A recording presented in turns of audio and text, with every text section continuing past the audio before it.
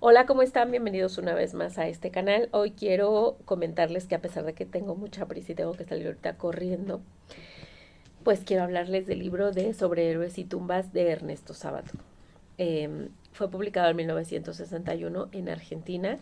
Ya de este autor yo había leído El túnel porque me la dejaron como tarea en la universidad. Al principio el túnel no me gustó mucho porque dice que él iba a contar el por qué se había deshecho una persona y que nosotros como lectores nos íbamos a quedar solo por el morbo. Entonces yo en ese momento dije, no, gracias. Y aunque iba en el transporte público tenía ganas de aventar el libro. Pero al ser tarea pues terminé el libro y obviamente fue uno de mis favoritos. Cuando lo veo en segunda mano dije, ay, pues ya he leído de este autor, entonces me lo llevo. Quiero comentarles que eh, me costó trabajo entrar a esta lectura. Aquí a lo mejor no se ve, pero hay una nota. Lo empecé a leer el 4 de diciembre de 2024 y tuve que empezar las primeras páginas como 6 veces. Ya de entrada yo iba notando cosas que noté en el túnel, como por ejemplo que hay un familiar, un pintor, hay un adolescente que conoce a Alejandra Vidal y está esperando que ella lo haga feliz. Entonces, vamos a ver los narradores. Yo me parece que encontré tres. Empezamos con Martín. Conoce a Alejandra y ya de entrada nos van a decir que falleció. Porque esa es otra de las cosas. Ahorita retomo lo de los narradores. Pero creo que esto es, bueno, considero que esto es más importante. Esta es la nota preliminar, donde hablan que Alejandra le dio unos balazos a su papá y ella terminó calcinada en el incendio que provocó, pero lo que se hacía raro es que no hubiera utilizado las otras balas que sí contenía el arma. También se habla de un informe para ciegos y se habla de que es una nota periodística. Entonces, esa nota preliminar va a ser toda la columna vertebral del libro. Mm, me recordó, no quiere decir que sea lo mismo, me recordó cuando Elena Garro habla de los recuerdos del porvenir, donde todas las personas ya están muertas, y el que habla es el Cerro de Iztepec. Me recordó también a Pedro Páramo cuando Pedro va buscando a su padre y se encuentra con todos los muertos, o sea, toda la gente ya está muerta. Me recuerda también un poco a Cien Años de Soledad, al inicio de Cien Años de Soledad, donde dice que van a matar al general Buendía, y entonces se toma toda una novela para explicarnos por qué lo matan. Entonces aquí igual, o sea, Alejandra, cuando empieza la novela, Alejandra ya no existe. Y entonces ahora sí, retomando los narradores, Martín, vamos a conocer a Alejandra por los diálogos que tuvo con Martín, que Martín va a traer a colación, de qué platicaron, a dónde fueron, a dónde visitaron, qué compartieron. Y también a Bruno. Entonces, los capítulos nos narran algo. Y por ejemplo, en el caso de Bruno, dice, ¿quieren saber quién es Bruno? Y yo como lector digo, sí, sí, porque me hablas de Bruno, pero no sé quién es.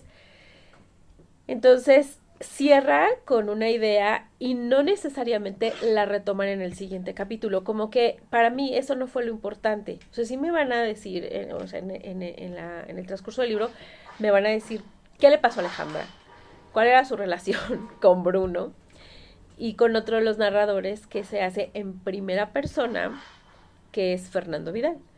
De hecho, aquí se puede notar muchísimos elementos que yo también me recuerdan un poco, sobre todo a Lovecraft. También a Quiroga, pero mucho más a Lovecraft, aunque no necesariamente este autor lo cita. Cita muchísimas canciones, muchísimas obras musicales, también pinturas y por supuesto también obras literarias. Y pasa por Proust, o sea, dice que hay tanto detalle como lo haría Proust. También habla, por ejemplo, que era un buen chico, así como lo hubiera sido Alejo, creo, bueno, yo lo leí como Alyosha en Los Hermanos Karamazov de Dostoyevsky. Entonces cita muchísimas obras literarias rusas y francesas y todo el tiempo va a estar ejemplificando con otras obras. Y nunca vi que él citara a los que yo acabo de mencionar, ni a Lovecraft, ni a Elena Garro, ni a Juan Rulfo, ni a Gabriel García Márquez. Entonces, de hecho, él habla que los argentinos voltean a ver a Europa y ese europeísmo que tienen en el libro, renegando de lo que es ser argentino. Eso también es muy propio de Argentina, o sea que ellos como que ponen la mira en Europa, pero pues que nunca van a llegar a ser europeos tampoco. También en esta narración hay una letra que la letra cuesta trabajo hacerlo. Hay una letra que es esta fuente. La letra es pequeña, pero mete otra fuente. A ver, disculpen mis soniditos aquí, pero les digo que vengo de carreritas. Mete otra fuente que es como cursiva y ahí el autor se toma la molestia de explicarnos la historia de Argentina, porque va a ser muy importante. Ya casi al final, sin hacer spoiler, pero casi al final nos está indicando que esta historia de Argentina, cómo fue, me parece que la guerra de la independencia, eh, la formaron los ascendientes de Alejandra 400 años antes.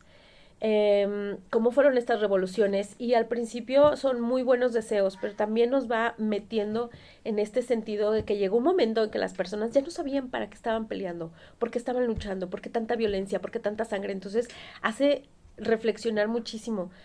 Y en el mapa geográfico de Argentina también va a mencionar esta parte que mientras en el pasado, hace 400 años, estaban yendo hacia el norte, hacia Bolivia, y eran los que iban quedando, porque llega un momento también en que a estos revolucionarios les van ofreciendo puestos, y entonces se van cambiando de bando, y entonces los que van quedando como para que siguen luchando.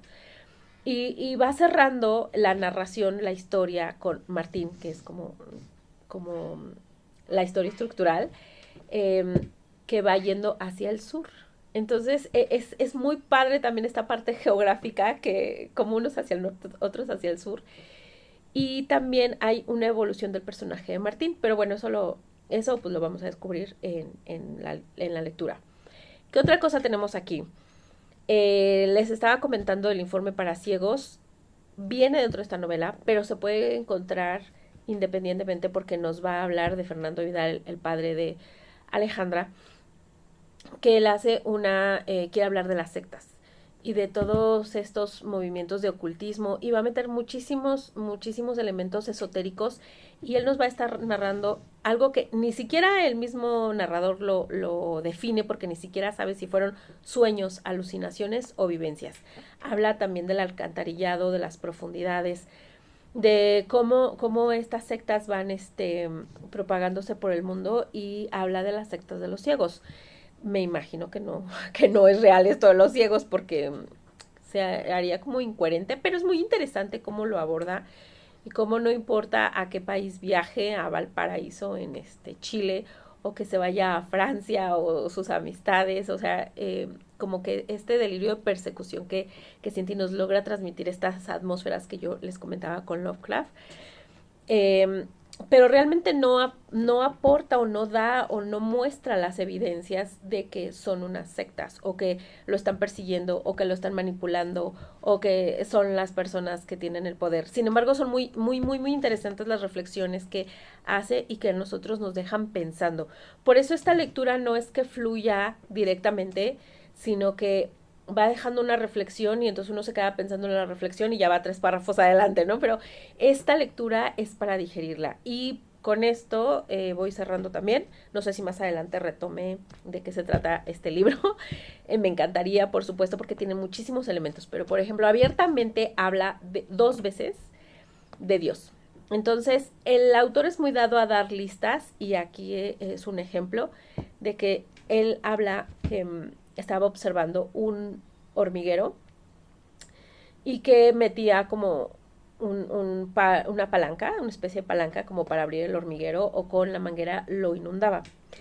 Entonces él pensaba en las inundaciones y los terremotos que hay en nuestro planeta y entonces él se quedaba pensando que si Dios más o menos era así.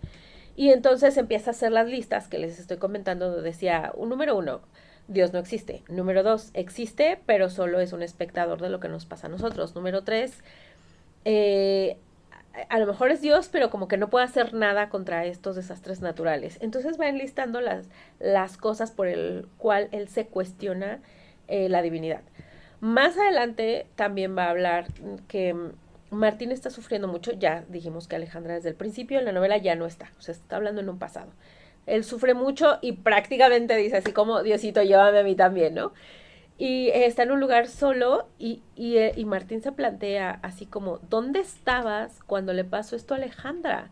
Y si eres tan omnipotente, preséntate, preséntate, ven aquí conmigo y dime, o sea, dime, si tú eres tan omnipotente y todo lo puedes, pues preséntate aquí conmigo. Pero también se queda reflexionando en cómo se va a presentar. Y yo en un principio pensé que no había pasado nada, pero al releerlo, bueno, no he hecho la relectura de principio a fin, pero sí he releído muchísimas veces un solo párrafo para entender lo que está pasando.